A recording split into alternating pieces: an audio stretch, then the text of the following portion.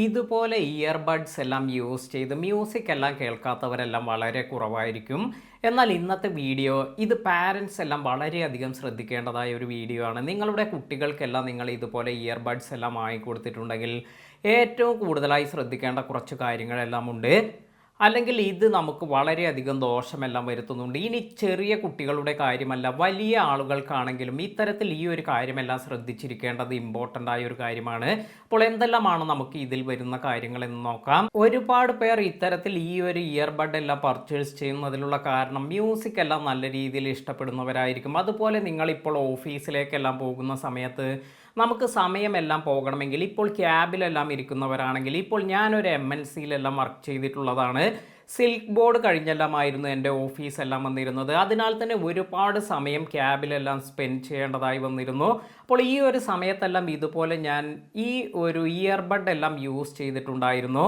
എന്നാൽ ഇപ്പോൾ ഞാൻ അത്രത്തോളം ഇത് യൂസ് ചെയ്യാറില്ല. കാരണം ഇതിൻ്റെ ഒരുപാട് ഡിസഡ്വാൻറ്റേജസ് എല്ലാം നമ്മൾ മനസ്സിലാക്കുകയാണെങ്കിൽ തീർച്ചയായും നമുക്ക് ഇതിൽ ഒരുപാട് ചേഞ്ചസ് എല്ലാം കൊണ്ടുവരാൻ സാധിക്കും. അപ്പോൾ ഒരുപാട് പേർ ട്രാവലിംഗ് എല്ലാം ഇഷ്ടപ്പെടുന്നവർ, ഇങ്ങനെയുള്ളവരെല്ലാം തന്നെ ഇത്തരത്തിൽ ഒരുപാട് നേരമെല്ലാം ഈ ഒരു ഇയർബഡ് എല്ലാം യൂസ് ചെയ്ത് മ്യൂസിക് എല്ലാം കേൾക്കാറുണ്ട്. ഇത് ഇപ്പോൾ കൂടുതൽ ആളുകളെല്ലാം പർച്ചേസ് ചെയ്യുന്നത് ഇതിന് വയറൊന്നും തന്നെ കണക്ട് ചെയ്യേണ്ട ആവശ്യമില്ല. വളരെ കൺവീനിയൻ്റ് ആയ പ്രൊഡക്റ്റ് ആണ്. അതുപോലെ തന്നെ നമുക്ക് ഇതിൻ്റെ മ്യൂസിക് ക്വാളിറ്റി എല്ലാം നല്ല രീതിയിലുള്ള ഇയർബഡ്സ് എല്ലാം പർച്ചേസ് ചെയ്യാൻ സാധിക്കും. എന്നാൽ നമ്മൾ ശ്രദ്ധിക്കേണ്ടതായ കുറച്ച് കാര്യങ്ങളെല്ലാം നമുക്കിവിടെ നോക്കാം. ഏറ്റവും ഡേഞ്ചറായ കാര്യം കേൾവിക്കുറവെല്ലാം വരുന്നു എന്നത് തന്നെയാണ്. അതായത് WHO എല്ലാം നിർദ്ദേശിച്ചിരിക്കുന്നത് 60/60 എന്നൊരു റൂളെല്ലാമാണ്. അതായത് 60 മിനിറ്റ് 60% വോളിയത്തിൽ കമ്മിയായി എല്ലാം വയ്ക്കാനാണ് WHO എല്ലാം നിർദ്ദേശിക്കുന്നത്. പലരും ഈ ഒരു കാര്യമൊന്നും ശ്രദ്ധിക്കാറില്ല. നല്ല ഹൈ വോളിയത്തിലെല്ലാം വെച്ച് തന്നെ അവർ ഇത്തരത്തിൽ മ്യൂസിക് എല്ലാം കേൾക്കാറുണ്ട്. അതുപോലെ 60 മിനിറ്റ് ഒന്നുമല്ല, ഒരു തവണ നമ്മൾ യൂസ് ചെയ്യുമ്പോൾ വളരെ ദീർഘസമയത്തേക്കെല്ലാം കേൾക്കുന്നുവെങ്കിൽ ഇത്തരത്തിലുള്ളവർക്കാണ് ഈ ഒരു പ്രശ്നമെല്ലാം വരിക. നിങ്ങൾക്ക് ഈ കേൾവിയെ എല്ലാം തന്നെ നല്ല രീതിയിൽ ഇത് ബാധിക്കാൻ കാരണമാകും.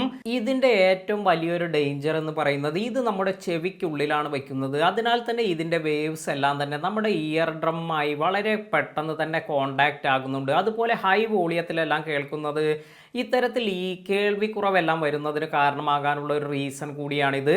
ഇനി പലർക്കും വരുന്ന ഒരു കാര്യമാണ് തലവേദനയെല്ലാം ഉണ്ടാക്കുന്നു എന്നത്.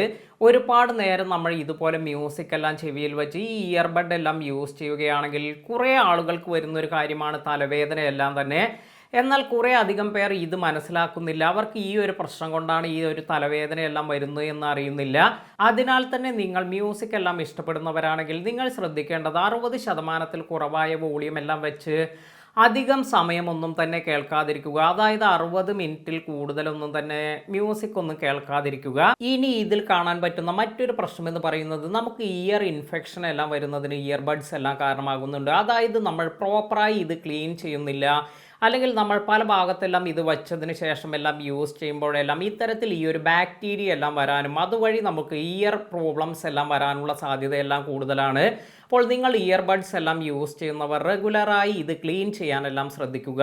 അതുപോലെ ഇയർ വാക്സ് എല്ലാം കൂടുന്നതിനും നമ്മൾ ഇത്തരത്തിൽ ഈ ഒരു ഇയർബഡ് എല്ലാം യൂസ് ചെയ്യുന്നത് കാരണമാകുന്നുണ്ട് എന്ന് പറയുന്നുണ്ട്.